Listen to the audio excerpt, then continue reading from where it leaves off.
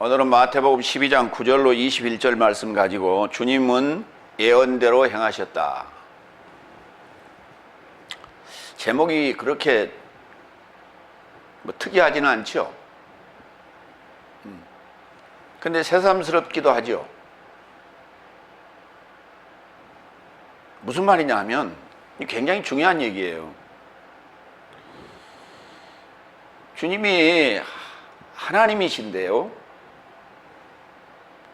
주님은 구약의 예언자들이 써놓은 대로 오셔서 사역하셨어요. 오늘날 목회를 담당하시는 이들은 성경에 기록된 대로 말씀을 전해야 돼요. 그런데 성경에 기록된 대로 하지 않고 자기 멋대로 하는 거예요. 그래서 오늘 제목을 이렇게 잡은 거예요. 주님은 예언대로 행하셨다. 자기들 마음대로 성경을 해석을 하고 임의대로 행동을 하고 그러다가 하나님을 못 만나니까, 성경 안에서 하나님을 못 만나니까 이제 거의 정년이 다 돼가고 말년이 돼가니까 그때야 하나님을 찾겠다고, 침묵 속에서 찾겠다고 산속으로 들어갑니다. 이게 목회자들의, 그것도 여유 있는 목회자들의 행동들이에요. 그렇지 못한 목회자들은 공부해요, 공부. 그리고 돈 벌러 나가요.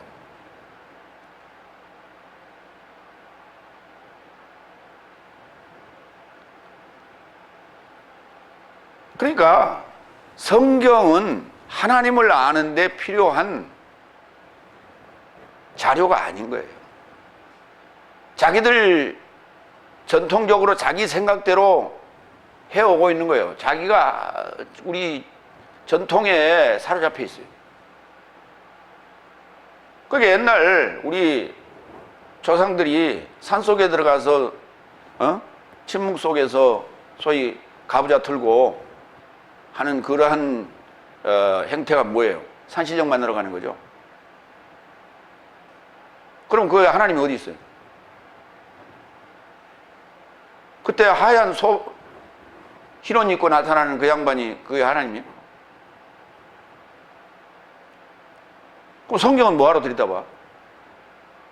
성경은 설교하기 위해서 들여다보고, 그 다음에 하나님은 자기 속에서 그렇게 침묵 속에서 찾고,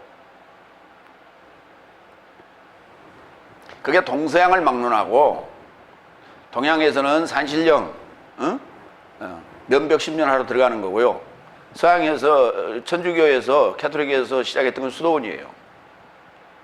이것이 뭐냐? 그거를 금지시켰던 것이 바로 니케아 공의회 회의에서, 종교회의에서 삼위일체론을 정립을 한 것인데, 그게 뭐냐면 영지주의예요. 영지주의라는 게 뭐냐면 백인 백색 각자가 다 만난 하나님. 어떻게? 기도하면서 마음속에 환상을 보면서 이렇게 만난 하나님, 이걸 우리가 영지주의라고 하는 거예요. 성경이 말하는 기독교의 하나님은 통일된 하나님이고 살아계신 하나님이지 그렇게 눈 감고 만나는 하나님이 아니다. 근데 그걸 신학교에서 다 공부를 했음에도 불구하고 말년에 산속에 들어가서 침묵하고 수도하고 가부좌 틀고 앉았어. 응? 그래놓고 녹그릇 갖다 놓고 땡 치고 앉았고, 이 미친 짓들을 하고 앉았어. 소위 기독교의, 현재 한국 기독교의 리더들이라고 했던 자들이 그 모양이라. 성경 속에서 하나님을 만나지 못하면 없어요. 어디 가도 없는 거예요. 그건 귀신이에요.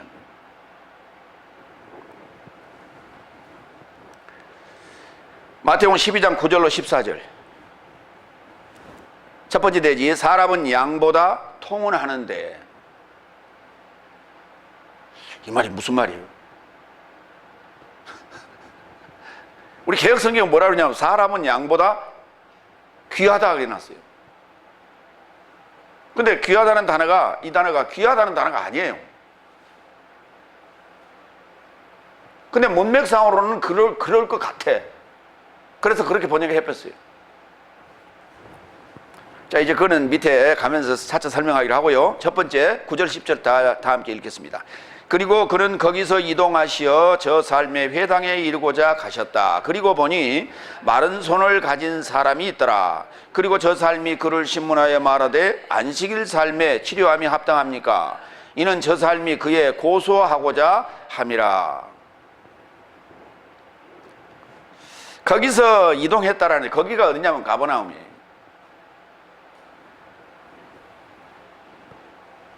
12장에 거기 지금 이제 우리 개혁성경상에는 밀밭이라고 나오는데, 예, 씨 맺혀진 곳에 안식일에 제자들이 그 사이로 지나가다가 그것을 비벼서 먹었더니 바리새인들이 그걸 트집 잡아서 이제 12장 1절부터 우리가 8절에 대해서 살펴봤죠. 안식일의 주인이다. 나는 안식일의 주인이다.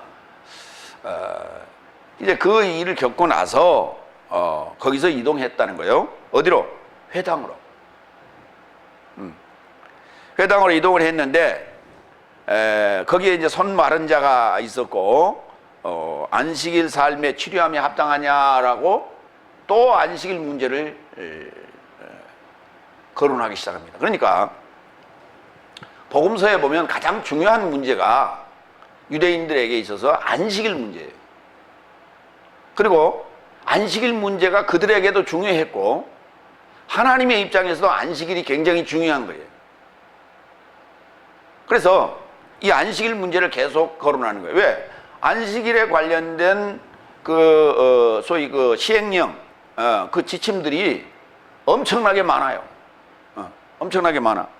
그렇기 때문에 예수님께서 안식일에 행동하시는 것이 저들에게는 엄청 못마땅했던 거죠. 근데 오늘 또 안식일에 회당에 들어갔더니 마침 또 거기 손 마른 자가 있어서, 손 마른 자가 있는데 보세요. 손이, 우리는 이렇게 정상이잖아요. 손 마르면 어떻게 돼요? 이게 바짝 말랐겠죠. 가늘고 요 살이 거의 없이 손이 바짝 말랐다는 거, 마른 거예요. 그냥 마른 거. 근데 손 마른 자가 이렇게 손을 이렇게 이러고 다닐까요? 이러고 다니겠어요? 안 다니겠어요? 이러고 다니겠죠. 왼손이 말랐다면 이렇게 다니겠죠. 그렇죠. 되게. 그럼 잘 보여요? 안 보여요? 잘 안 보이잖아요. 예수님의 눈에도 잘 안 띄었을 거예요. 그렇죠.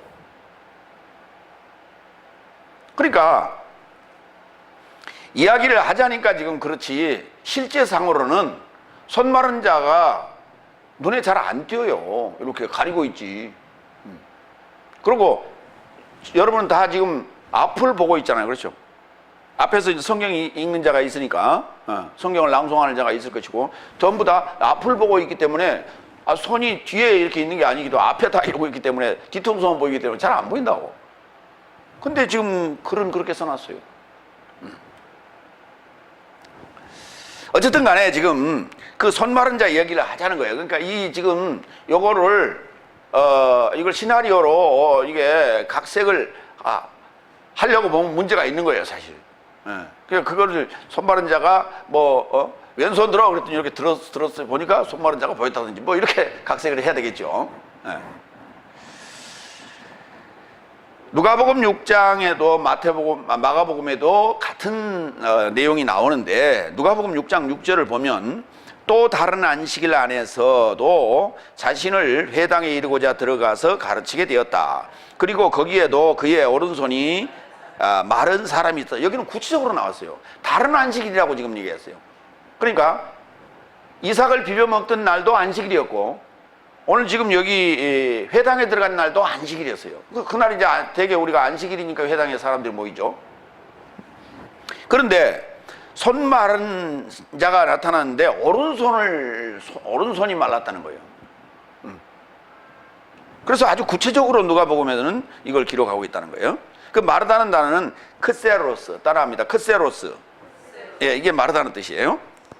자, 그러면 성경에서 구약에서 마르다라고 하는 단어를 한번 연결을 해보겠습니다. 야벳이라고 해요. 다 같이 야벳이. 예, 야베스라고도 그렇게 되어 있는데 야벳이라고 하는데요. 열왕기상 13장 4절 봅니다. 여로보암 왕이 하나님의 사람의 베델에 있는 단을 향하여 외쳐 말함을 들을 때에 단에서 손을 펴며 저를 잡으라 하더라. 저를 향하여 편 손이 말라 다시 거두지 못하였어. 예, 손이 말랐다고요. 바짝 말라버렸어요. 그 단어가 야벳이. 스가랴 11장 17절 화 있을진저 양떼를 버린 못된 목자여 칼이 그 팔에 우편 눈에 이 말이니 그 팔이 아주 마르고 그 우편 눈이 아주 어두리라. 그러니까 오른손이 지금 이게 말랐다는 얘기는 무슨 말이냐면 일할 수 있는 자가 일 못한다는 얘기예요. 지금 이게 목자일 수도 있고, 예, 그러니까 일해야 돼. 당연히 일해야 될 자인데 일하지 못할 상황이 됐다는 것이에요. 그걸 우리가 오른손이 말랐다 이렇게 표현하는 거예요. 에스겔서 37장 2절 에스겔 골짜기에 마른 뼈들에 관한 얘기죠. 나를 그 뼈 사방으로 지나가 하시기로 본즉 그 골짜기 지면에 뼈가 심이 많고 아주 말랐더라. 소리 내서 읽으세요. 자, 우리 여기 야베스 하면 뭐가 떠올라요, 여러분? 네? 생각나는 게 단어가 있어요? 야베스의 기도가 떠오르잖아요. 응? 그 버스 기사들 그 앞에 보면은 이렇게 사진 하나 붙여놓고 그 보셨죠? 야베스의 기도. 네. 그런데 그 야베스는 이 야베스가 아니에요. 그 야베스는 이 야베스가 아니고 역대상 4장 9절로 10절에 등장하는데 야벳지. 네. 응? 다 따라 한번 해봐요. 야벳지. 예, 야벳지. 예. 그걸 이제 우리 글로 옮기다 보니까 야베스라고 했는데 요단하고 헷갈리기 때문에 그건 야벳지. 요거는 야벳이. 사사기 한 군데 더 봅니다. 그들이 야베스, 여기서는 이제 이 야베스가 지명으로 등장합니다. 그들이 야베스 길르앗 주민 중에서 젊은 처녀 400명을 얻었으니 이는 아직 남자와 동침한 일이 없어 남자를 알지 못하는 자라. 그들을 실로 진영으로 데려오니 이곳은 가나안 땅이더라. 이게 무슨 얘기냐면 레위 사람 남자가 베들레헴이 거기에 지금 베냐민 지파 지경이에요. 거기에서 첩을 하나 얻었는데, 예, 그 첩이 뭐 야차야차한 일이 있어갖고 집으로 갔어요. 친정으로 갔는데, 그 이제 친정에 가서 그걸 데리고, 거기서 이제 뭐 며칠 묵고, 데리고 오다가, 그 베냐민 지경인데 기부하라고 하는 곳에서 이제 저물었어요. 그런데 거기서 이제 광장에서 이제 잘자리를 못 얻어가지고 광장에서 머물고 있는데 어떤 노인이 지나가다가 그 사람들을 데리고 들어가서 거기서 이제 먹고 쉬고 다음날 가라 이렇게 해서 이제 음식을 먹고 있는데 동네 불량배들이 와가지고 우리가 좀 상대하겠다. 그래서 그 노인네가 아이고 온 손님한테 그러면 안 된다. 우리 딸들이 있으니까 우리 딸들 데리고 놀아라. 안 된다고 해가지고 그 부인을 끌어내서 저녁 내 욕을 보였어요.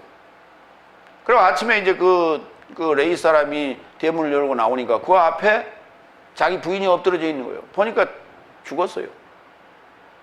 그래서 그 자기 부인을 첩을 데리고 가서 그걸 전부 다 이렇게 각을 떠서 각 지파에다 다 보낸 거예요. 그래갖고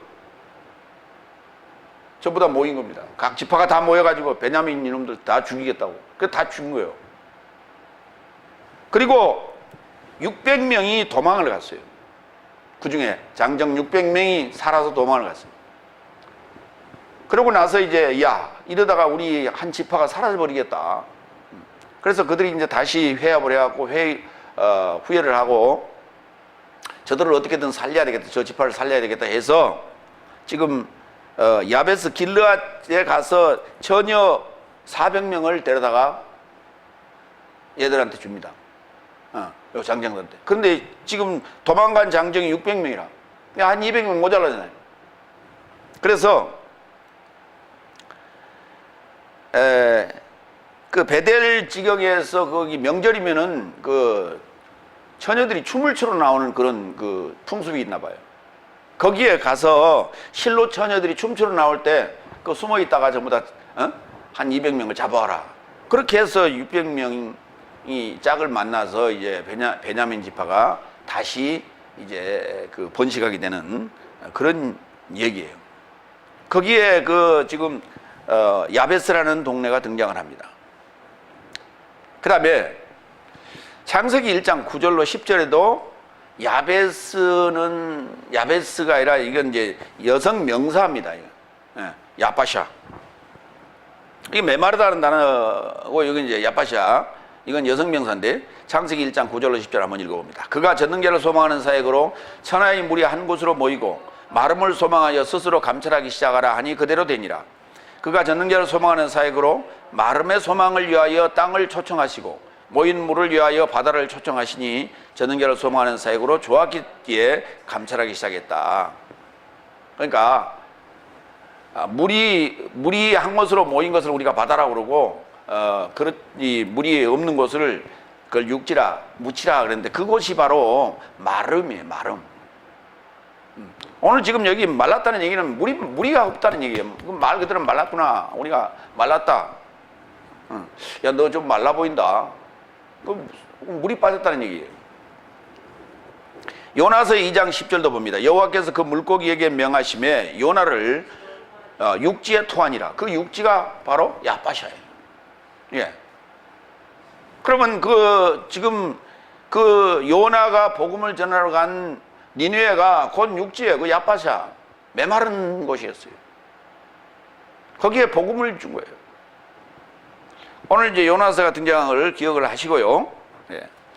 두 번째 11절 12절 봅니다. 그러자 그런 저 삶에게 언급하셨다. 네 삶에게서 어떤 자가 한 마리 양을 가질 것인데 그리고 만일 그것이 안식일 삶의 구덩이에 이르고자 빠졌다면 그를 붙들어 일으키지 않겠느냐. 그런즉 사람이 양보다 얼마나 통운하는데 그같이 안식일 삶에 좋게 행함이 합당하다.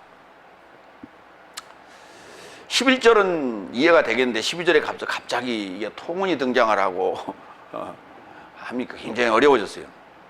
어쨌든 11절 얘기는 우리가 다 일반적으로 아는 얘기예요. 양이 한 마리가 있는데 그 재산 아닙니까? 큰 재산 아니에요? 근데 그게 구덩이에 빠져갖고 지금 그냥 놔두면 죽잖아요. 그럼 누가 그 대신 당시에 뭐 보험 회사도 있었던 것도 아니고 뭐 이거는 안식일을 범하더라도 가서 그걸 건져내는 게 그게 뭐 당연하지 않겠느냐. 그러니까 예수님이 이제 예를 들으시면서 어쩔 수 없는 상황을 지금 예를 들으신 거예요. 어쩔 수 없는 상황을. 근데 지금 주인이 문제예요? 양이 문제예요? 양이 한 마리가 있었는데 그 구덩이에 빠졌단 말이에요. 그 양이 문제예요? 주인이 문제예요? 네? 왜 하필이면 양으로 했을까 그 말이에요? 양이 문제예요. 이사야서 53장 6절을 보면 우리는 다 양 같아서 그릇 행하여 각기 제갈 길로 갔거늘 이런 상황이란 말이에요. 지 마음대로 나가서 구덩이에 빠진 거예요. 누가 거기 가라 그랬어? 가지 마라. 주인은 당연히 가지 마라 했지요. 여호와께서는 우리 무리의 죄악을 그에게 담당시키셨다. 그러니까 양으로 그냥 예화를 드셨는데 단순하게 그냥 예화를 든 게 아니라니까. 소를 들 수도 있고, 또 뭡니까? 당나귀로 들 수도 있고 여러 가지 들 수도 있는데 양으로 들었단 말이에요. 그런데 사람이 양보다 통운하니 안식일 삶에 좋게 행함이 합당하다. 그러니까 오늘 그 주인이 안식일 삶에 그 구덩이에 빠진 양을 건져내는 것이 좋은 일이라는 거예요. 그게. 그런데 문제는 여기 통운하다는 나라가요, 디아페로라는 나라입니다. 디아페로, 뭔것을 통과하여 운반하다 이 말이에요. 뭔것을 통과하여 운반하다. 그래서 사전에 보면 이렇게 써 있어요. 뭔뭐를 통하여 나르다 또는 운송하다 이렇게 돼 있어요. 이 단어가 운반한다는 의미지 귀하다는 단어가 아니에요. 근데 여기 이거를 전부 다 귀하다로 번역을 해놨어요. 몇 군데가 나오는데, 그래서 이걸 이제 디아가 들어있기 때문에 그냥 페로만 있으면 그냥 운반한다 이렇게 쓰면 되는데, 디아라는 전치사가 들어있어서 통자를 거기다 집어넣은 거예요. 그러니까 운반한다는 단어가 운자, 한문으로. 그 다음에 디아에 해당되는 것이 통자. 그래서 통운입니다. 통운 어렵다고요? 여러분, 대한통운이 있죠. 그러니까 대한통운 할 때는 그게 고유명사로 우리가 이렇게 들었기 때문에 별 이상하지 않았는데, 여기 이제 이게 동사로 쓰니까 좀 이상하잖아요. 통운하다. 이제 이해가 됐죠? 마태복음 6장 26절 한번 나왔었어요. 너는 하늘의 새 삶에 이르고자 투시하라. 뿌리지도 않고 거두지도 않고 창고 삶에 이르고자 모으지도 않아도 네 삶에 하늘 아버지께서 저런 삶을 양육하신다. 네 삶은 저 삶보다 더욱 통운하지 않느냐. 그러니까 통운한단 말은 무슨 말이냐면, 하나님께서 사람을, 양보다 사람을 이렇게 어떤 과정을 통과시키면서 운반하고 있다는 거예요. 사람을. 그게 뭐냐? 한 날에서부터 일곱째 날을 향해서 운반해 가고 있다는 얘기예요. 그 정착점이 안식일이라는 얘기예요. 그러니까 예수님은 일곱 날이라는 개념을 지금 이렇게 가상해 놓고 이렇게 놓고 이야기를 지금 여러 가지 상황들을, 정황들을 지금 진행해 나가시는 거예요. 그런데 서기관 바리새인들은 지금 일곱 날에 대한 개념이 있어요, 없어요? 단순히 지금 우리가 하루 이틀 사흘 날 따지는 이 일곱째 날에 해당되는 안식일만 지금 따지고 있단 말이에요. 그렇죠? 그러니까 예수님의 생각하고 저들의 생각은 엄청난 괴리감이 있는 거예요.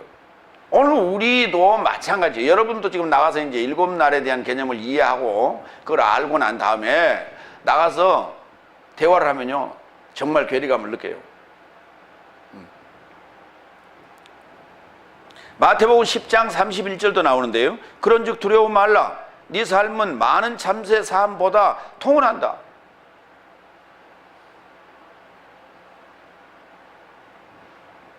그러니까 참새 삶도 제잘제잘 거리고 복음 전하고 이렇게 하는 것을 이제 참새로 비유했고, 말 안 두고 엉덩이에 뿔난 요 양들도 이렇게 비유를 했지만, 그들도 사실은 어때요? 데리고 간다는 거예요. 그렇죠? 왜? 깨달으면 다 데리고 가는 거예요. 그들은 버리고 사람만 데리고 간다는 개념은 아닌 거예요. 그래서 비교급을 썼죠. 그래서 이 통운이라고 하는 이게 일곱 날까지 우리가 도착해야 된다라고 하는 명제를 이해하는 사람에게는 이게 통운으로 번역할 수밖에 없는데, 그렇지 않는 자들에게는 도대체 이해가 안 되니까 이걸 귀하다라고 다 번역해 버렸어요.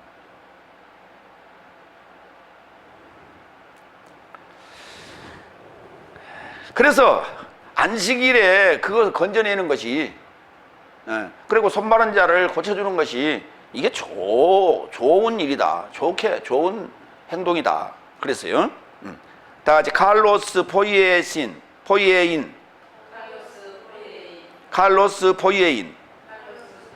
예, 칼로스라는 단어가 이게 이제 요거는 부사입니다. 칼로스라는 단어가 형용사도 있고 부사도 있는데, 그 형용사로서는 뭐냐면 칼로스가 되고, 이게 부사는 칼로스가 돼요. 좀 길게 빼는 거예요. 그 차이가 뭐냐? 좋은, 형용사는 좋은, 부사는 좋게, 이런 얘기예요. 그러니까 좋게 행동하다. 칼로스 포이에인. 요 단어가 이제 좋게라는 단어로도 쓰이고 잘이라는 단어도 그렇게 번역을 했어요. 마태복음 15장 7절 봅니다. 위선자 삶이여 네 삶에 관하여 잘 예언하였구나. 그 단어가 칼로스예요. 에사이아스는 말하되 이 백성이 그 입으로는 내게 가까이 하고 입술로는 나를 공경하되 저 삶의 마음은 나로부터 멀리 떠났다. 잘 예언했다. 그러니까 좋게 예언했다. 마가복음 7장 9절 또 저 삶에게 이르시되 네 삶이 네 유전 삶을 지키려고 하나님의 계명을 잘 무시하였다. 그러니까 우리는 요새 젊은 애들은 이걸 이제 개무시했다고 그러죠. 잘 무시한 거예요.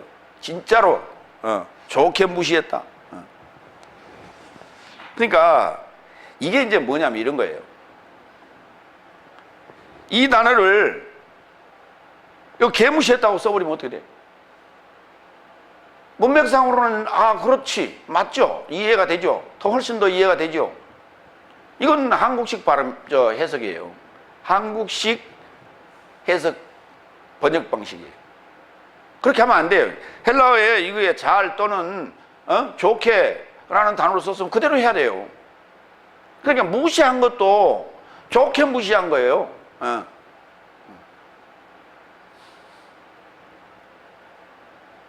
그러니까 진짜 잘하는 일도 잘 예언하는 것도 좋게 예언한 거고 잘 무시한 것도 좋게 무시한 거라니까요.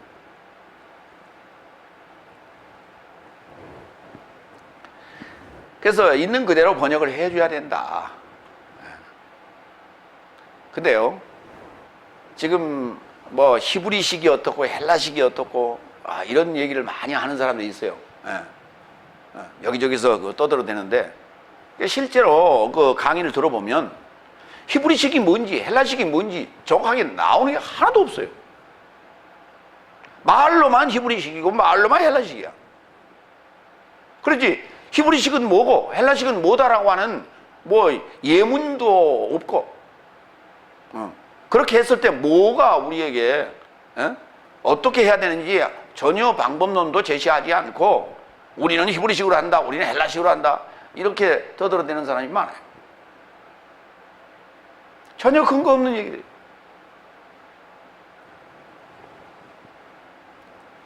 지금 제가 여기 번역하고 있는 이 형식이 지금 신약이니까 신약 내용은 거의 헬라식이고 구약은 히브리식으로 지금 번역한 거예요.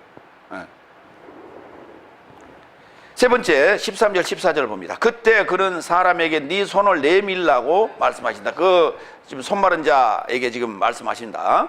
그리고 저가 내밀자 유사한 손같이 건강하게 회복되었다. 그러자 바리새인 사람이 나가서 그의 역행하여 어떻게든 그를 파멸시키고자 모의를 취하였다.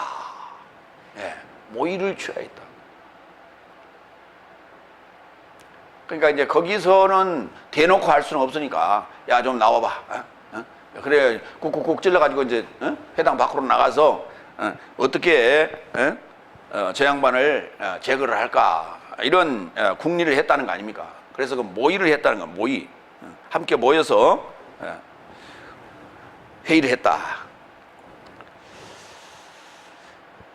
에스겔서. 그래서 이제 여기 지금 이제 모의한 것은 예수님을 이제 죽이고자 하는 것이고 그 얘기는 이제 다음에도 계속 이어집니다. 그리고 이 손마른 자가 회복이 됐는데 그거를 우리가 에스겔서 37장 아까 우리 에스겔서 잠깐 봤어요. 37장 8절로 14절 상황을 가지고 연결해서 좀 보도록 합니다. 왜 갑자기 손마른 자를 등장을 시켰느냐? 에스겔서 37장 에스겔 골짜기에 마른 뼈들 이야기를 하시자는 거예요. 예수님께서는 8절 봅니다. 내가 또 보니 그의 그 뼈에 힘줄이 생기고 살이 오르며 그 위에 가죽이 덮이나 그 속에 영은 없더라. 이게 지금 첫 번째 우리가 대언했을 때 그렇게 돼 있죠. 대언했을 때. 대언이 아니에요. 예언이에요. 대언이 아니고 뭐라고요? 예언. 이게 첫 번째 예언을 했더니 뭐라고요? 힘줄이 뼈가 달라붙고 힘줄이 생기고 살이 오르고 가죽이 덮였어. 형태가 지금 다 갖춰졌단 말이에요. 그렇죠? 그런데 뭐는 없더라? 영은 없더라. 9절. 또 내게 이르시되 인자야 너는 그 영을 향하여 예언하라. 그 영에게 여기 지금 뭐라 그랬어요? 생기라고 돼 있어요. 우리 개혁성경 다 이게 개혁성경도 마찬가지 개정개혁도 마찬가지 다 이걸 생기라고 해서 생기가 아니라 루아우라고 하는 영입니다. 또 내게 이르시되 인자야 너는 그 영을 향하여 예언하라. 영에게 예언하여 이르기를 주 여호와의 말씀에 그 영이 사방으로부터 와서 이 사망을 당한 자에게 불어서 살게 하라 하셨다 하라. 이에 내가 그 명대로 예언하였더니 그 영이 그들에게 들어가매 그들이 곧 살아 일어나서 서는데 극히 큰 군대더라. 일어섰어요. 두 번째 예언을 했죠. 또 내게 이르시되 인자야 이 뼈들은 이스라엘 온 족속이라. 그들이 이르기를 우리의 뼈들이 말랐고 우리의 소망이 없어졌으니 우리는 다 멸절되었다 하느니라. 아니 지금 군대 형태로 일어섰는데도 불구하고 이들이 뭐라고 얘기를 해요? 우리는 다 말랐다고 얘기하잖아요. 그죠? 이 마른 뼈와 같은 지금 상황이란 말이에요. 12절. 그러므로 너는 예언하여 그들에게 이르기를 또 주 여호와의 말씀에 내 백성들아 내가 너희 무덤을 열고 너희로 거기서 나오게 하고 이스라엘 땅으로 들어가게 하리라. 내 백성들아 내가 너희 무덤을 열고 너희로 거기서 나오게 한즉 너희가 나를 여호와인 줄 알리라. 그러니까 무덤에서 지금 건져내는 사건은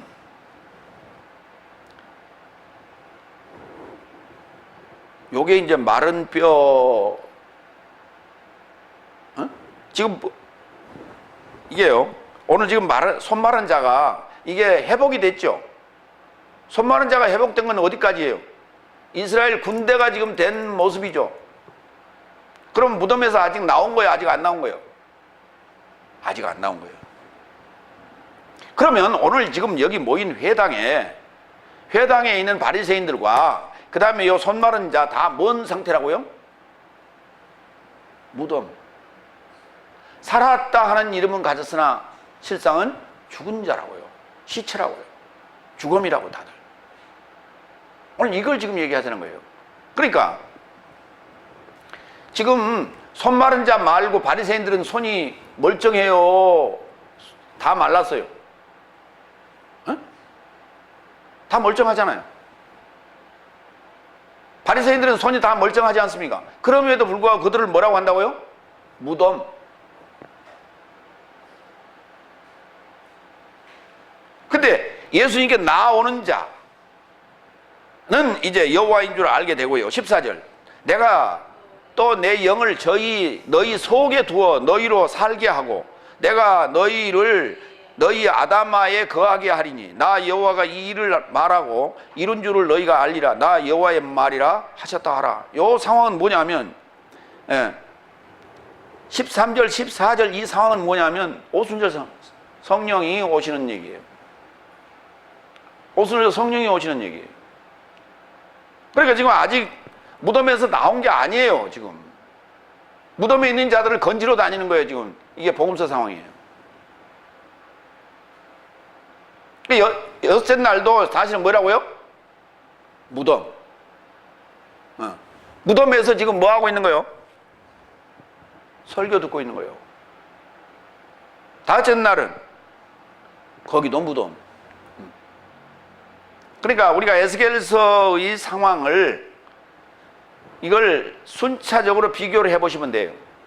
넷째 날, 다섯째 날, 여섯째 날, 그리고 일곱째 날. 이해가 되세요?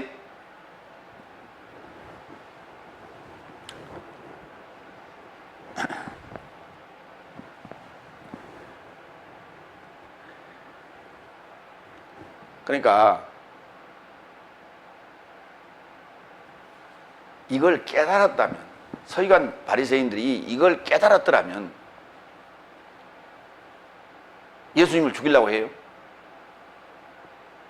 지금 눈앞에 당면한 문제가 시급하지 에스겔서에 지금 이 내용하고 연결할 아무런 이유도 찾지 못하는 거예요. 그래서 성경에 대해서 안다고 하는 자들이지만은 그들 나름대로는 신실하게, 그들 나름대로는 거룩하게 산다고 하지만 막상 말씀 들어가니까 말씀하고는 아무런 관련이 없어요. 두 번째로 갑니다. 마태복음 12장 15절로 21절. 치료한 무리에게 경의를 표함은 이사야 예언을 채우려 합니다. 여기도 마찬가지 또 이상한 단어가 또 하나 등장을 합니다. 네 번째 갑니다. 15, 16절. 그러자 예수는 아시고 거기서 옮기셨다. 그리고 많은 무리 삶이 그와 동행하였고 저 삶 모두를 치료하셨고 자신을 드러나지 않게 행하려고 저 삶에게 경의를 표했다. 예수님께서는 저들의 음모를 아시면서도 어떤 대책을 세운 적이 없습니다. 그렇죠? 대책을 세운 적이 없고, 순간순간 이제 이렇게 이동을 하시고 피하시긴 해요. 때로는 그렇게 하시긴 하시는데, 그래 가지고 가서 또 일을 하세요. 음모를 아시면서도 계속 하는 이유는 이게 모반을 껴하는 거거든요.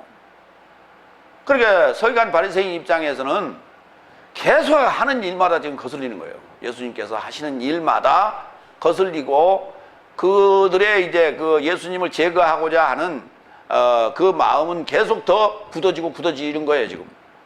그런데 이게 결국은 뭐냐면 예수님께서요, 자신의 십자가형을 지금 유도하고 있는 거예요. 유도하고 있는 건데 결국은 무슨 말이냐면 서기관 바리새인들은 예수님이 유도하는 요 유도 이 행동에 쟤들이 지금 걸려들고 있는 거예요, 사실은. 예수님 뭐하러 오셨어요? 우리의 죄를 위해서 십자가에서 죽으시러 오신 거 아닙니까? 그러니까 죽을 어떤 건덕지를 만들어내야 될 거 아닙니까? 근거를 만들어내야 될 거 아니에요. 예수님께서 하신 말씀을 저희들이 깨달으면은 예수님을 십자가에 처형을 안 하는 겁니다. 그런데 깨닫지 못하면 처형하게 돼 있어요, 이게 지금. 이게. 그러니까 제가 지금 하는 이 메시지가 이해가 돼버리면은 친구가 되는 것이고 이해가 안 되면 원수가 되는 거예요. 이사야서 53장 10절로 12절을 좀 봐요. 여호와께서 그로 상함을 받게 하시기를 원하사 질고를 당하셨은즉 그 영혼을 속건 제물로 드리기에 이르면 그가 그 씨를 보게 되며 그 날은 길 것이요 그의 손으로 여호와의 뜻을 성취하리로다. 이게 목적이라고요, 지금. 예수님께서 질고를 당하시는데 그리고 속건 제물로 드리게 되는데 이게 지금 십자가에서 제물로 드려진다는 얘기예요. 그런데 그러면 뭘 본다고? 씨를 보게 된다고. 그리고 그 날은 길어지고 그 손으로 여호와의 뜻을 성취하는 일이 된다는 거예요, 지금 이게. 근데 저들은 이 부분을 이사야서 53장을 읽어서 써야 되는 거예요. 그런데 이사야서는 쟤들은 또 안 봐요. 그러니까 이걸 알 방법이 없죠. 놀라운 일이에요. 에스겔서는 아마 봤을지도 몰라요. 근데 그것도 몰라. 이해가 안 가. 그래서 11절 가라사대 그가 자기 영혼에 수고한 것을 보고 만족이 여길 것이라. 나의 의로운 종이 자기 지식으로 많은 사람을 의롭게 하며 또 그들의 죄악을 친히 담당하리라. 이러므로 내가 그로 존귀한 자와 함께 분깃을 얻게 하며 강한 자와 함께 탈취한 것을 나누게 하리라. 이는 그가 자기 영혼을 버려 사망에 이르게 하며 범죄자 중 하나로 헤아림을 입었습니다. 그러나 실상은 그가 많은 사람의 죄를 지며 범죄자를 위하여 기도하였느니라 하시니라. 그러니까 표면적으로는 서기관 바리새인들이 자기들의 목적을 달성한 같이 보이지만은 하나님의 그 숨겨진 계획을 알 턱이 없었단 말이에요. 그런데 이미 그거를 이사야 예언자를 통해서 이렇게 밝혀놨어요. 밝혀놔서 그러면은 이 자가 누군지를 지금 찾아야 될 거 아닙니까? 지금 이상한 자가 나타나서 지금 이상한 행동을 자꾸 하고 안식일을 자기들의 기준에 의한 안식일을 범하고 범하기는 범하는데 보니까 사람들이 너무 좋아하는 거예요. 병자들이 다 나았고, 힘든 자들이 다, 그렇게 치료를 받고 하니까 다 이게 나쁜 일이 아니란 말이에요. 그러니까 안식일을 범하는데 안식일 날 술 마시고 그냥 깽판을 치거나 이런 짓을 했다면 몰라도 그렇지 않은 아주 좋은 선행을 하고 있는 거예요, 지금. 그렇다면은 구약에서 오리라 한 메시아가 아닌가 그들은 면밀하게 검토해야 되는 거예요. 하나님 말씀을 가지고. 근데 전혀 그들이 하나님 말씀을 가지고 면밀히 검토하고 태주하지 않았어요. 이게 맹점인 거예요. 그들의 지금 보이는 시각적인 기준으로 가지고 예수님을 판단하는 거예요. 성경을 가지고 들이대면서 기준으로 따져야 되는 거예요. 당신이 혹시 이사야서 53장에 등장하는 그분이요? 라고 물어봤어야 되는 거예요. 전혀 묻지 않은 거예요.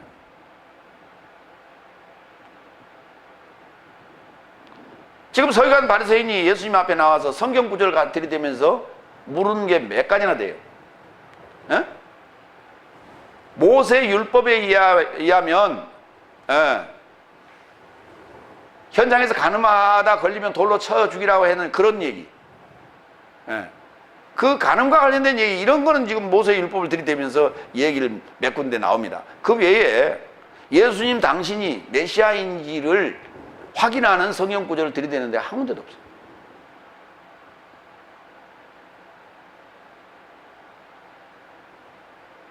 그러니까 그들의 말로는 어디로 가요?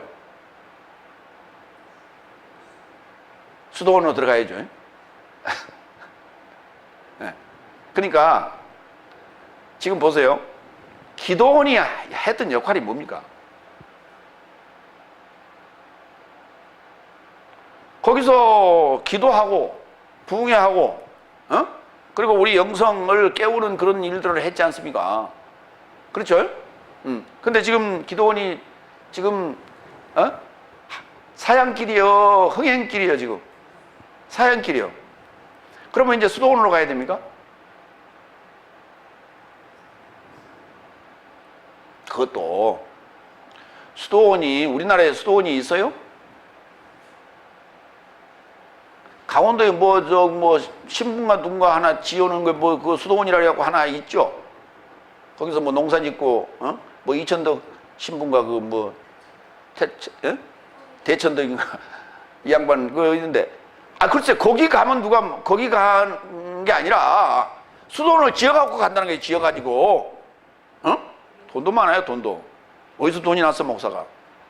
그거 질 돈이 어딨어? 오늘 지금 여기 등장하는 바리새인들이 말로가 똑같아요. 그리 갔을 거예요. 그리고 자신을 이제 드러내지 않고 행하려고 저 삶에게, 오늘 지금 치료를 받은 그 삶에게, 무리들에게 꾸짖었다고요? 여기 또 꾸짖었다고 그러나? 우리 개혁성경에는 이 부분을 뭐라고 써놨어요? 16절. 자기를 드러내지 말라 경계하셨다. 여러분, 경계하는 것은 뭐예요? 당부하는 거죠.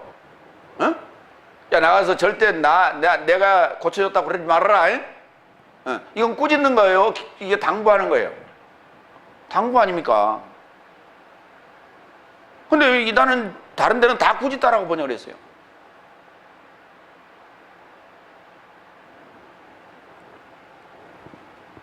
근데 이 단어가 에피티마오란 단어예요. 에피란 말은 접촉했다는 뜻이고, 티마오란 단어는 존귀히 여기다는 거예요. 귀중히 여기다, 존귀히 여기다, 가치 있게 여기다, 이런 얘기예요. 그리고 경의를 표한다가 맞지. 어떻게 이게 꾸짖다가 돼요? 아니, 존귀한 자에게 여러분 꾸짖습니까? 말이 안 되는 소리죠. 왜냐하면 여기 꾸짖어 버리면 무슨 문제가 생기냐면요, 19절을 한번 내려가 보세요. 6번째. 그는 다투지도 않을 것이요 소리 지르지도 않을 것이요 그랬죠. 예수님의 지금 사역입니다. 그러면 오늘 여기 꾸짖은다면 여러분 이렇게 소리 지르지 않고 꾸짖었다고 말입니까? 꾸짖기는 꾸짖었는데 소리 지르지 않고 꾸짖었어요? 야, 나한테 고침받았다고 얘기하지 마라. 그건 경계죠. 그건 꾸짖는 게 아니잖아요. 갑자기 꾸짖다가 됐다가 경계하다가 됐다가 이게 말이 안 되는 겁니다. 마태복음 8장 26절에 이미 한번 나왔어요. 그리고 그는 저 삶에게 말씀하신다. 믿음이 작은 삶이여 무엇을 겁내느냐. 그때 일으킴을 받아 바람 삶과 바다에게 경의를 표하셨고 큰 고요함이 발생하였다. 그러니까 오늘 예수님께 치료받으러 나온 무리들도, 그 다음에 바람과 바다도 다 예수님을 알아보았던 거예요. 누구는 몰라보는데, 서기관 바리새인은 못 알아보는데, 이 귀신 들린 자도 알아보고 이 병자들도 알아보고 여기 바람과 바다도 예수님을 알아봤다는 거예요. 그래서 그들에게 경의를 표한 거예요.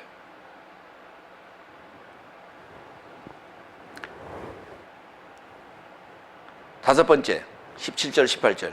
이는 어떻게든 예언자 에사이아스로 인하여 구전되어진 것이 채워지게 하려고 말씀하시되. 자, 이제 이사야의 예언을 이제 인용하기 시작합니다. 53장은 제가 인용을 했고요. 예수님께서 직접 인용한 것은 이사야서 40장, 42장을 인용했어요.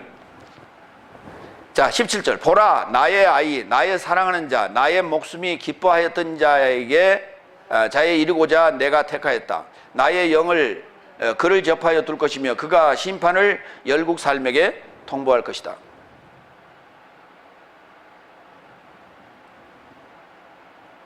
나의 종 이렇게 번역했어요. 이 단어 파이스라다는데요, 종이 아니에요. 사내 아이 이런 뜻이에요. 사내 아이. 사도행전 3장 13절 봅니다. 아브라함과 이삭과 야곱의 하나님, 내 삶의 조상의 하나님은 저 아이 파이스 예수스를 영화롭게 하셨는데, 여기 이렇게 써놨어요. 이거 누가가 썼거든요, 사도행전을. 누가는 소아시아에서 바울이 두 번째 여행할 때, 전도 여행할 때 제자를 삼은 자예요. 그가 누가인데, 누가가 예수님을 이렇게 표현했어요. 그러니까 이사야서 지금 42장을 지금 인용해서 이걸 쓴 거예요. 내 삶의 조상의 하나님은 저 아이 예수스를 영화롭게 하셨는데 네 삶이 저를 넘겨주었고 풀어주려고 판결한 빌라도의 앞에서 역행하여 저를 거부하였다, 이렇게 썼어요. 이건 누가 한 얘기냐면 이게 베드로가 한 얘기예요. 베드로의 설교입니다, 이게. 3장 13절은. 그런데 이 책을 기록한 자는 누가예요? 사도행전 10장 38절 봅니다. 나의 영을 그를 접하여 둘 것이며 그랬죠. 사도행전 10장 38절. 하나님은 나사렛 출신 예수스를 성령과 능력으로 기름 바르듯 하셨다. 우리 개혁성경에 기름 붓듯 하셨다, 이렇게 돼 있어요. 저가 좋은 일을 하시고 마귀에 의해 압제받은 모든 삶을 고치시며 다니셨으니 이는 하나님이 그와 결합하여 계심이더라. 그러니까 이사야의 예언이 지금 그대로 성취되고 있는 거예요. 그대로 적용되고 있는 거예요. 그 다음, 그가 심판을 열국 살맥에 통보할 것이다. 예수님이 오신 목적은, 최종 목적은 이거예요.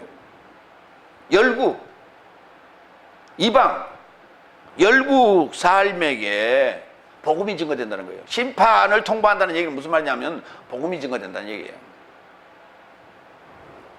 마태복음 24장 14절. 그리고 이 나라의 복음이 열국 삶 모두에게 증명에 이르고자 거주지 전체 안에 선포될 것이다. 그리고 그때 완성이 도착할 것이다. 이래야 완성되는 거예요. 이래야 완성이 되는 거예요.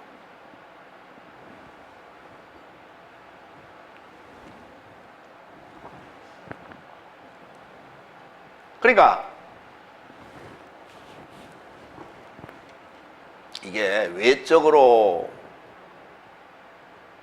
외적으로도 이제 결국은 이게 벌써 여러분 한번 생각해 보세요. 유대 땅을 벗어나면 다 열국이에요. 그렇죠? 그러면 유대 땅을 벗어나면 열국인데 이 열국에까지 복음이 증거된 게 언제 됐어요? 우리나라에 1900년대 초에 복음이 증거됐죠. 그러면 전 세계에 지금 복음이 안 들어간 데가 있어요? 지금 다 들어갔잖아요. 근데 지금 종말의 때가 왔어요? 대답해봐. 지금 뭐 미국에서 허리케인이 막 일어나고 멕시코에 지진이 일어나고 지금 그러니까 그게 종말의 징조입니까? 아니, 한번 생각해 보세요. 그 이탈리아 그 무슨 도시입니까? 도시 하나가 왜 화산재에 다 덮였죠? 응?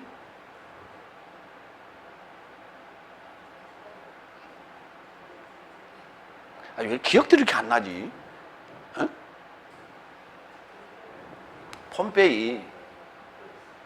폼페이가 기억이 안 나. 아니, 한번 생각해봐. 지금 최근에 뉴스에 중국에 얼마 전에 조그만 마을 하나가 산사태가 나서 덮친 적이 있어요. 그렇죠? 그러긴 했어. 그런데 아니, 도시 하나가 이게 화산이 폭발해갖고 화산재가 다 덮여갖고 폼페이라고 하는 그 큰 도시가 싹 사라져버렸다니까, 하루아침에. 그때 당시에 복음이 우리나라까지 안 왔어요. 그렇죠? 우리나라까지 전파가 안 됐는데, 당시 소위 유럽에 구라파이는 지금 복음이 증거돼 있을 거 아니에요, 어느 정도. 그때 그들은 뭐라 했겠어요? 아, 종말 때가 왔다 그랬지 않겠어요? 종말이 징조다라고 얘기하지 않았겠어?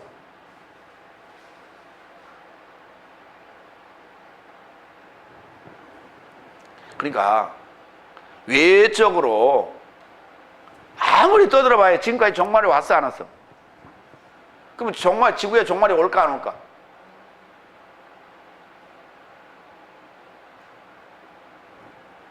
그러고 물어보면 대답을 못해. 앞으로 이렇게 대답하세요. 다 같이 따라합니다. 지구의 종말은 오지 않는다. 그래서 나는 지구의 종말이 온다 할지라도 오늘 나는 뭘 한다고요? 사과와 나무 한 그루를 심겠다고.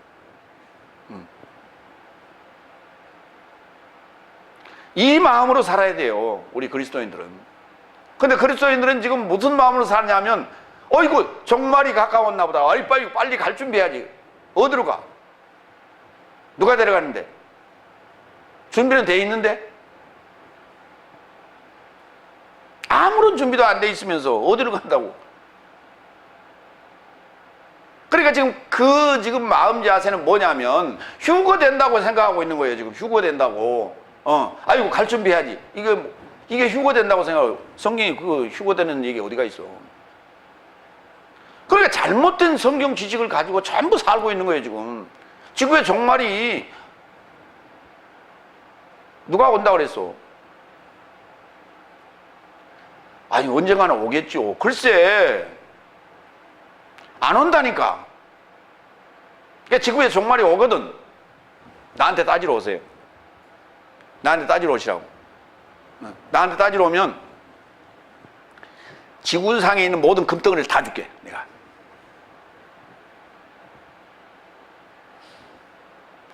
그러면 이 설교를 들은 사람은 그렇게, 내가 언젠가도 한번 그런 설교 한번 했는데, 이 설교를 들은 사람은 그렇게, 아이고, 저렇게 어떻게 입에 침도 안 바르고 저렇게 어떻게 장담을 해? 진짜 오면 어떡하려고? 진짜 오면 어떻게 나한테 따지러 올 자신 있어요? 사모님, 지구의 종말이 오면 나한테 따지러 올 자신이 있어요? 없어요? 왜요? 아니, 종말이 오면 끝나버리잖아요. 모두가 다 나도 없어지고 너도 없어지고 다 우리 다 없어지잖아요. 그죠? 근데 뭘 따지러 와 나한테?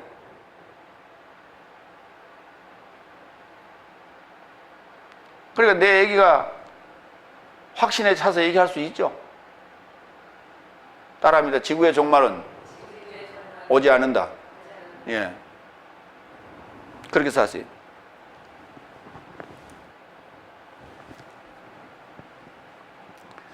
여섯 번째, 19절. 그는 이사야서에 지금 써놓은 얘기를 계속합니다. 그는 다투지도 않을 것이요 소리 지르지도 않을 것이요 누구도 그의 소리를 광장 안에서 듣지도 않을 것이다. 여기 소리 지르지 않는다 그랬잖아요. 근데 어떻게 꾸짖는다는 단어를 쓰면 어떻게 해요? 어? 자기가 고쳐놓고 야! 너 밖에 나가서 내가 고쳤다고 그러면 이렇게 해야 꾸짖는 거 아니에요? 그렇죠? 아니 여러분 가서 얘기를 하라고 해야 돼요? 하지 말라고 해야 돼요? 에? 사람이 심리가 그런 거야. 하라고 그러면 해 안 해? 그 예수님이 이게 아주 고도의 전략인 거예요. 이게 경의를 표했다니까. 경의를 표했어. 안녕히 가십시오. 그러고. 그러니까 하지 말라 해도 가서 해요. 하라 해도 하고 경의를 표해도 가서 한다니까. 나가서. 근데 여기서 듣는 이들은 하라 해도 안 하고 하지 말라 해도 안 하고 경의를 표해도 안 해. 그건 또 무슨 징조인지 모르겠어요.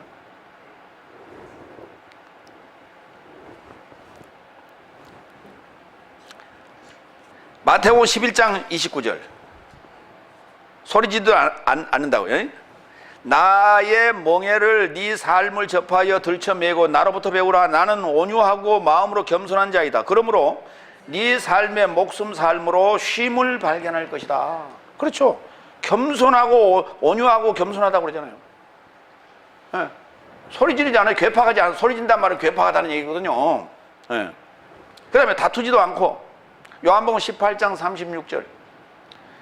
다투지 않는 건 여러 군데 나옵니다. 예수님께서 지금 이제 오늘 여기 잠깐 여기 소개하는 건 이것만 나오는데 예수님께서 그 병정들에게 잡히시면서 왜 이 가시면류관 씌우고 홍포를 베끼고 뺨을 맞고 하는 그런 과정 속에서도 아무 말도 안 하고 그냥 그 무저항 상태로 당하지 않습니까?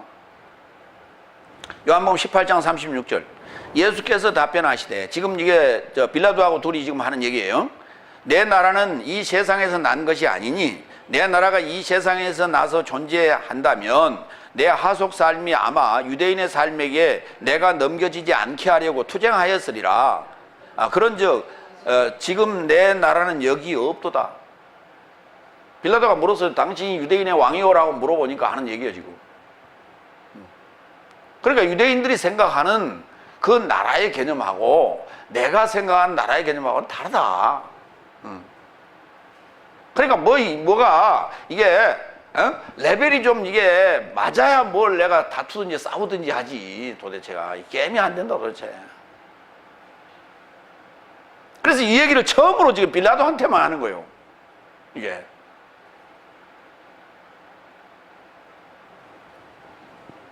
당신은 아무리 봐도 죄가 없는데 나한테 솔직하게 얘기하라고 내가 풀어주마. 지금 빌라도가 그런 거거든요.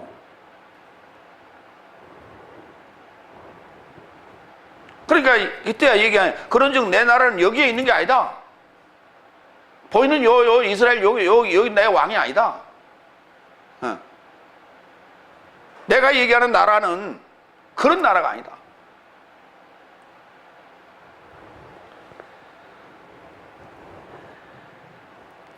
그리고 누구도 그의 소리를 광장 안에서 듣지 않을 것이다 했어요. 그러면 아무도 안 들었냐? 120문도는 들었어요. 120문도는 들었어. 그 외의 사람들을 얘기하는 거예요. 네, 마태복음 13장 17절.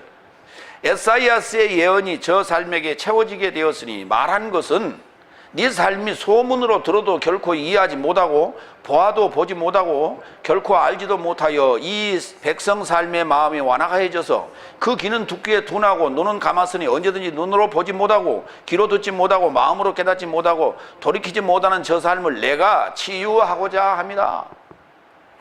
그런즉 네 눈은 보고 있기 때문에 네 귀는 듣고 있기 때문에 행복하도다. 왜냐하면 진실로 내가 내 삶에게 말하나니 많은 예언자 삶과 의인 삶이 보기를 열망하였으나 내 삶이 보는 것을 보지 못하였고 들어도 내 삶이 듣는 것을 듣지 못하였다. 여러분 시편 1편 1절 한번 외워보세요. 복 있는 사람은 악인의 꾀를 좇지 아니하고 여호와의 율법을 주야로 묵상하는 자로 있죠. 응? 그렇게 돼 있죠. 그러니까 히브리어로 써인 시편 1편에는 복에 대해서 명쾌하게 답을 내놨죠. 에? 그런 거 같죠? 오늘 여기 보아도 들어도 깨닫지 못하는 이들은 시편 1편을 알아요? 몰라요? 몰라요. 시편 1편 1절만 외우는 게 아니라 23장도 외운다니까. 응? 가장 좋아하는 장이 시편 23장이 그렇죠? 여호와는 나의 목자시니 이렇게 시작하잖아요. 그렇죠? 내게 부족함이 없으리로다. 구약에 그렇게 명쾌하게 돼 있는데 왜 예수님의 소리를 못 들어? 듣는 자가 행복한 자요, 복 있는 자요, 듣지 못한 자가 복 있는 자요. 구약을 달달달달 애우는 자들이 왜 예수님의 소리를 못 듣냐고. 그런데 예수님 말씀하시잖아요. 제자들에게만 얘기해요. 너는 듣고 보고 있기 때문에 너희가 행복하다. 저들은 지금 뭐라 그랬어요? 저들은 17절 왜냐하면 진실로 내가 내 삶에게 말하나니 많은 애언자 삶과 의인 삶이 보기를 열망하였으나 네 삶이 보는 것을 보지 못하였고 들어도 내 삶이 듣는 것을 듣지 못하였다 그러잖아요. 소경이고 귀머거리 이들이. 근데 무슨 놈 복이 있어? 구약에서 말하는 여호와의 율법은 그거를 듣고 율법과 예언을 듣고 메시아가 왔을 때 분별해내야 되는 거예요.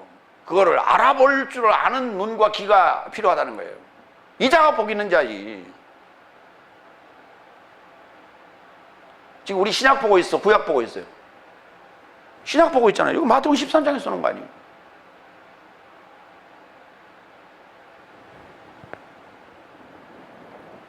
제가 이 얘기를 왜 했냐면 히브리식과 헬라식에 대해서 어떤 양반이 설명을 하는데 히브리식은 이렇게 명쾌하고 설명하고 헬라식은 이렇게 추상적이라는 거야.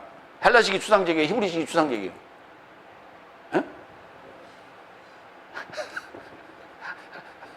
아니 똑같은 눈으로 보는데 어떻게 그렇게 달라? 전혀 반대로 보냐고. 응?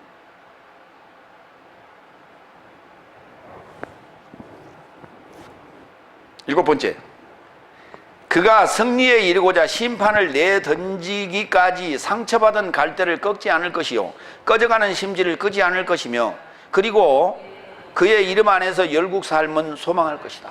이게 바로 소망거리예요.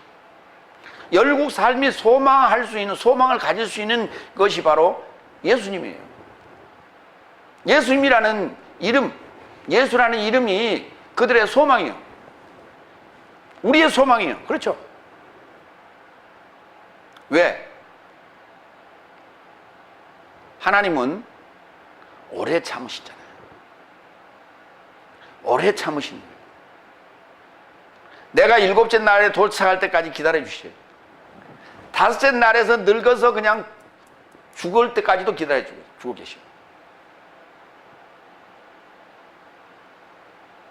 아니 여러분, 다섯째 날에서 지금 늙어서 병들어 죽으면 구원이 있어요 없어요? 구원 없잖아요. 그럼 빨리 가서 두들겨서 야 6날 넘어가라 그래야 될 거 아니에요. 근데 우리 하나님은 다섯째 날에 병들어서 늙어서 죽어도 가만히 계셔요. 왜? 인내심이 너무 많으셔가지고.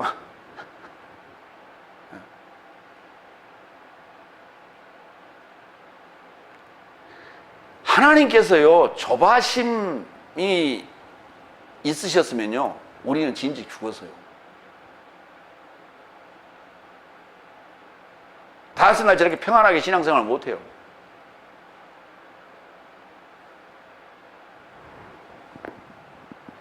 그러니까 하나님의 속성에 대해서 우리가 뭘 도대체 배운 거예요? 하나님의 속성은 거룩하다면서요. 근데 죄인이 어떻게 천국을 가려고 그렇게 길을 쓰고 있어? 하나님은 오래 참으신 분이라고 분명히 성경이 기록하고 있죠. 예. 그러면 지금 내가 지금 신앙생활 제대로 하고 있는 건가? 이렇게 엉망으로 해도 하나님은 지금 참고 계시구나 하는 걸 깨달아야 돼요, 빨리. 이게 하나님의 속성이에요. 근데 그걸 깨닫지 못하고 있는 거예요. 갈대를 꺾지 않는다 그랬더니, 아니, 상처받은 갈대. 여러분 여기 요 나무 보이죠? 요 나무가 이렇게 꺾어졌어, 그렇죠? 이게 뚝 꺾어져 가지고 비들비들 이렇게 말라가면 이거 꺾어버려요, 잘라버려요, 그냥 놔둬요?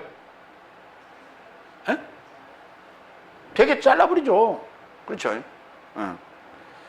근데 갈대가 지금 상해서 상처받은 갈대가 있는데 꺾지 않았다. 아니, 갈대가 하나 이렇게 뚝 서 있는 갈대 봤어요? 갈대는 어디 가면 많아요?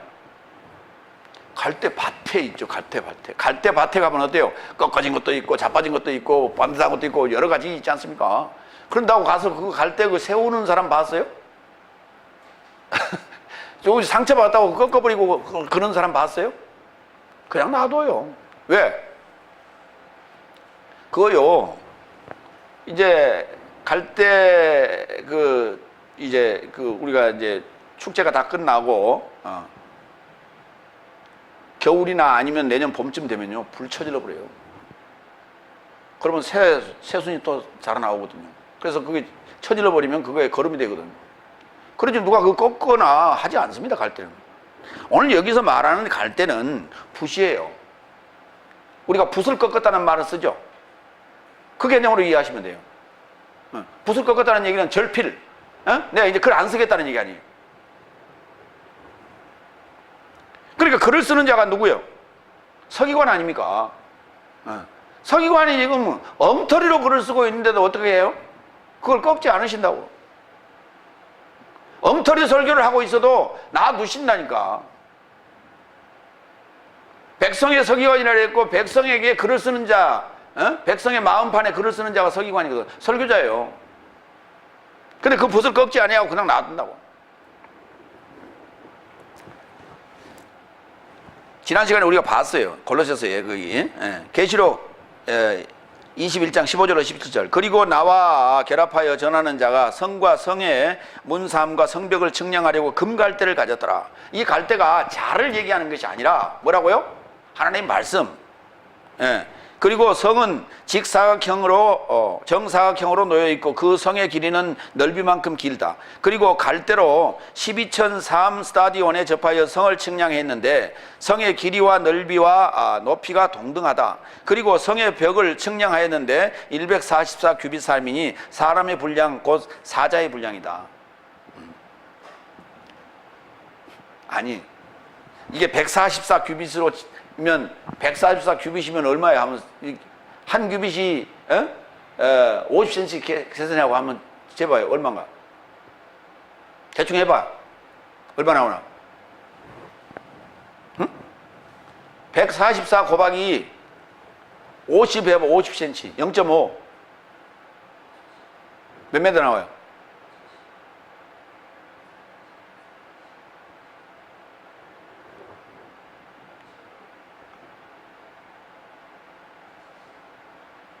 아니 100규빗이면 얼마요?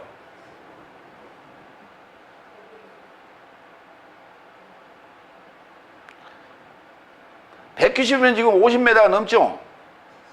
50m 정도 아닌가? 한 70m 정도 된다는 거죠. 아니, 사람을 어디를 재면 여기 70m가 나오냐고. 어? 계산 좀 해봐요. 70m 길이가 되는 사람이 있어요? 그런 사람이 있어? 144 규빗이나 되는 사람이 있냐고.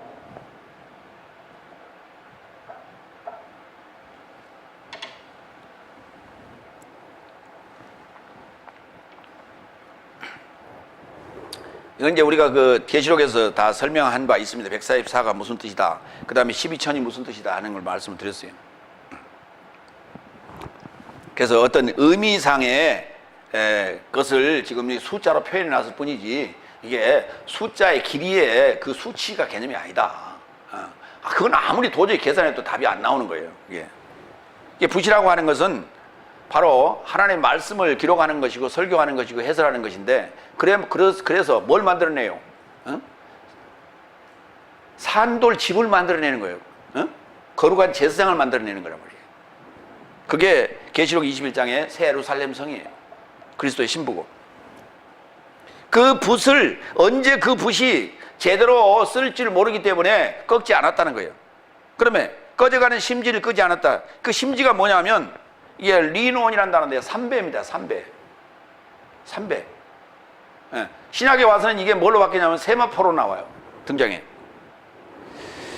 먼저 계시록 15장 6절. 그리고 7 재앙 삶을 가진 7 사자 삶이 성전에서 깨끗하고 찬란한 3배 옷을 입고 가슴을 둘러 금띠를 둘러 띠고 나왔다. 3배 옷. 3배 옷 우리 뭐 할 때 입어요? 죽었을 때 상복으로 입죠. 죄와 관련된 얘기입니다, 이게. 근데 그것이 이제 휘어져야 돼요, 완전히. 세마포. 세마포 하면 우리는 그게, 아하. 여러분, 그게요, 세마가 될 수가 없어요. 그걸 우리가 3배는 대마라고 그러거든요. 그러니까 대마포라고 그래야지. 어떻게 세마포라고 그랬어요?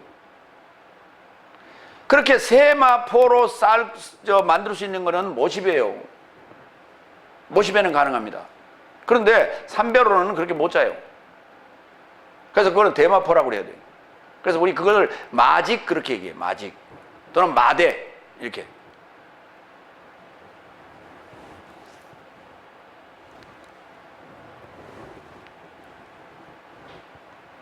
골로새서 1장 27절. 그것으로 하나님은 열국의 삶 안에서 이 비밀의 영광의 부여가 무엇인지 알기를 원하셨으니 이 비밀은 내 삶 안에 계신 영광의 소망이신 그리스도스이시다. 그러니까 오늘 예수님께서 이사야서를 인용하면서 그리고 그의 이름 안에서 열국 삶은 소망할 것이다 그랬죠. 그의 이름 안에서. 근데 우리 개혁성경 한번 보세요. 21절. 또한 이방인들이 그 이름을 바라리라 함을 이루려 하심이라 이렇게 했어요. 이상하게 갖다 번역을 해놨어요. 그의 이름 안에서 열국 삶이, 이방 삶이 그의 이름 안에서 소망하게 되는 거예요. 그러니까 우리는 이걸 이렇게 생각해요. 여러분, 우리가 지금 열국 맞죠? 그렇죠? 우리가 그의 이름 안에서 소망하고 있죠?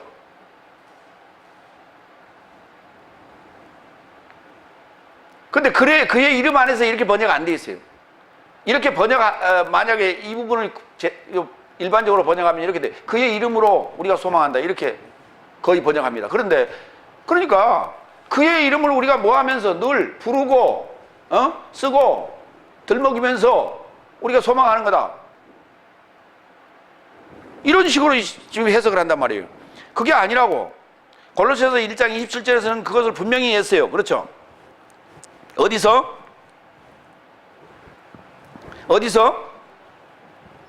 그러니까 그리스도가 영광의 소망이신데 어디서? 네 삶 안에 계신다니까. 열국 네 삶 안에 계신다니까. 그거를 그거를 지금 마태복음 12장 7절에 21절에서는 그의 이름 안에서 열국 삶은 소망한다 그랬어요. 그의 이름 안에라는 말이 그와 하나 됐다 그 말이에요. 그리스도와 하나 돼 있다 이 말이에요. 근데 이 부분에 대해서는 그렇게 강조하거나 설명하거나 하질 않아요. 2000년의 갭이 있고 저 삼층천에 계시는데 우리는 전부 무선으로 그냥 교신하죠. 무선으로요. 그의 이름으로 소망하고 그의 이름을 바라며 소망하고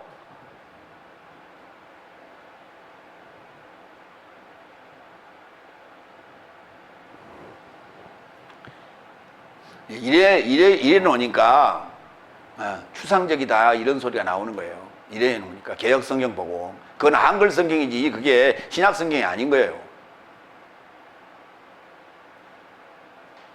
헬라어는 헬라식으로 번역을 해야 되고 히브리어는 히브리식으로 번역을 해야 되는 거예요. 근데 헬라어 성경을 한국식으로 번역하고 영어식으로 번역해 놓으니까 지금 문제가 생기는 거예요. 지금 이게.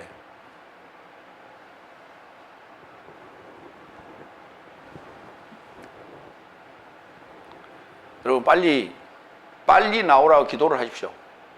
신약 성경.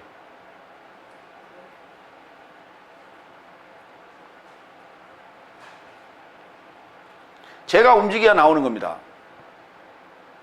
제가 움직여야 나오는 거예요.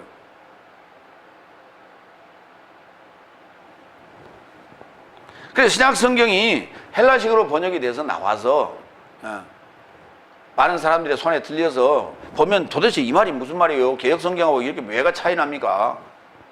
이 차이를 느껴야 되는 거예요. 예수님이 오신 목적은 결국은 복음이 어디까지? 열국에까지 도달하는 거예요.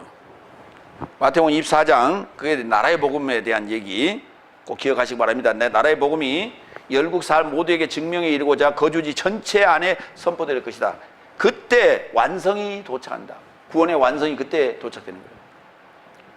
그러니까 우리 안에도 지금 뭐 있다고? 각자 안에도 뭐가 있다고요? 열국의 사고, 열국의 사상이 가득 있다고요. 지금 우리에게. 보세요. 지금 유대인들이 지구상에 있어요, 없어요? 지구상에 유대인은 없습니다.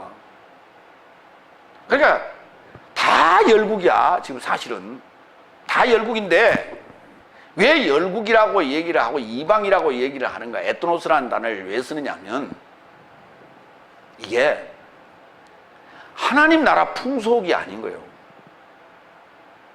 하나님이 없다고 전제하고 만들어진 풍속을 갖고 있는 거예요, 다. 그게. 그리스도인들이 하나님을 믿는다 하면서 종말의 중조가 가까운다니까 아이고야 준비해야지, 우리 갈 준비해야지. 이게 지금 뭐냐고요? 이게 뭐라고요? 이게 지금 이게 열국의 사고라니까요. 이게 이런 사고가 성경적 사고가 아니에요. 열국 사고예요. 이런 사고들이 싹 정리가 돼야 되는 거예요. 우리 안에서 각자 안에서. 그때야 우리 구원의 완성이 온다는 거예요. 그때야. 실제로 사실은 세상 사람들하고요 정 달라져야 되죠. 제대로 우리 일곱째 날에 들어간 자들은 세상 사람들하고 조금 달라야 돼요. 많이 좀 달라야 돼요. 마무리합니다.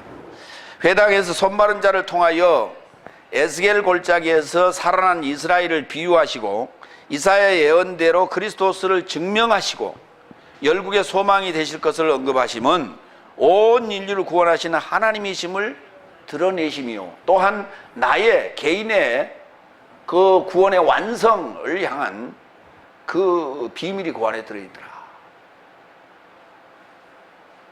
그러니까 예수님께서 사건마다 말씀하시는데 결국은 그 최종 목표는 일곱째 날에 있다. 기도하겠습니다.